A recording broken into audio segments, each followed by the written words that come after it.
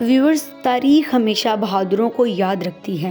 بیت المقدس کی حرمت پر جان قربان کرنے والے عظیم مجاہدین میں ایک نام فادی ابو صلاح کا بھی ہے۔ ارض فلسطین کا یہ شیر دل جوان غزہ کا رہائشی تھا۔ ارض فلسطین آج پھر سے لہو لہو ہے۔ فلسطینیوں کی نسل کشی کا کام پھر سے شروع ہو چکا ہے۔ غزہ کی گلیاں خون سے لت پت ہیں۔ کئی سہاگ اجڑ گئے، کئی ماؤں کی گودیں خالی ہو چکی ہیں اور کئی بچے یتیم ہو گئے ہیں۔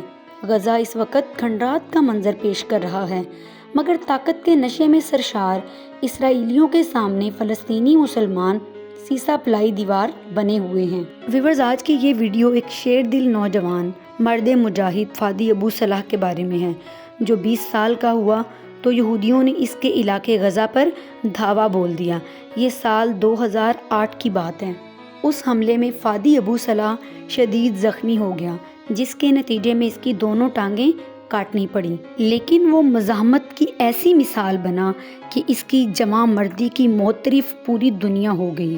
معذوری کے باوجود اس باہمت نوجوان کا حوصلہ پست نہ ہوا، معذوری کو شکست دی اور پھر بیت المقدس کو بچانے کا ارادہ لے کر میدان میں اترا۔ فادی ابو صلاح اپنی ویل چیئر پر اسرائیل کے خلاف ہر مظاہرے کی قیادت کرتا نظر آتا۔ اس نے ایک غلیل بنا رکھی تھی جس سے وہ اسرائیلی فوجیوں کو پتھر گھما گھما کر مارتا تھا۔ فادی ابو صلاح نے اسرائیلی فوجیوں کی ناک میں دم کر رکھا تھا۔ ایک دن اسرائیل کی 70ویں سالگرہ اور امریکن ایمبیسی کی غزہ منتقلی کے خلاف احتجاج کے موقع پر صہیونی ریاست کی مسلم دشمنی کے خلاف احتجاج کے لیے اپنی جھونپڑی نما گھر سے ویل چیئر پر نکلا اور سارا دن اسلام دشمنوں کو پتھر گھما گھما کر مارتا رہا اور آخرکار شام کو شہادت کے اعلیٰ درجے پر فائز ہو گیا۔ اور اس طرح دونوں ٹانگوں سے معذور فادی ابو صلاح کئی طاقتور اسلامی ممالک سے آگے نکل گیا۔